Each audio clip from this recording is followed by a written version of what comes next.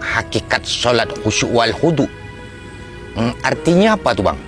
Memahami bahwa solat adalah mi'rajnya seorang hamba kepada sang pencipta. Memahami bahwa solat adalah menghadapnya seorang hamba kepada raja dari segala raja. Komunikasinya seorang hamba kepada yang maha mendengar. Ruang keluh kesah seorang hamba kepada yang maha mengetahui. Mereka solat dengan khusyuk, meletakkan sepenuhnya jiwa dan pikirannya hanya kepada Allah. Dengan pengakuan sebagai hamba yang begitu rendah di hadapan raja dari segala raja. Macam mana menjaga khusyuk itu bang? Dengan cara menghadirkan hatimu kepada setiap gerak dan komunikasimu ketika berhadapan kepada yang maha pencipta. Seolah-olah engkau melihat Allah.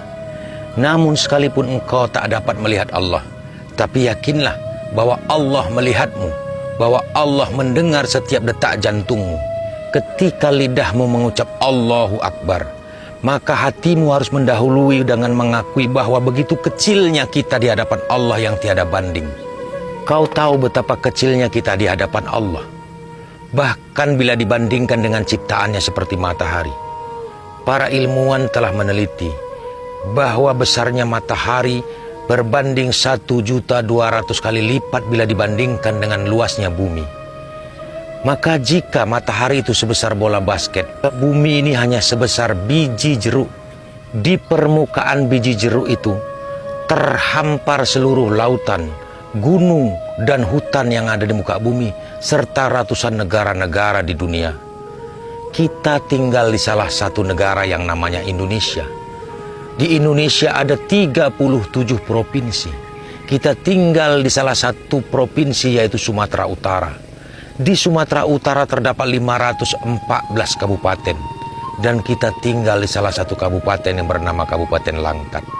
Dan di Kabupaten Langkat terdapat 23 kecamatan dengan 270 desa dan kelurahan. Kita tinggal di salah satu dusun kecil ini, Lul. Coba kau bayangkan, Lul. Terhadap matahari saja kita begitu kecil.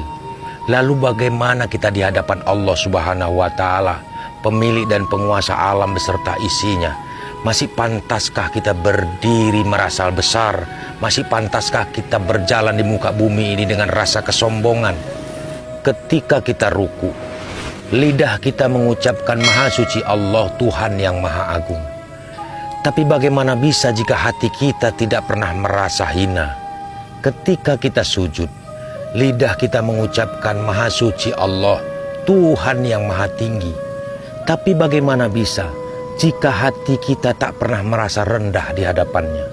Inilah yang ditakutkan oleh baginda Rasulullah SAW.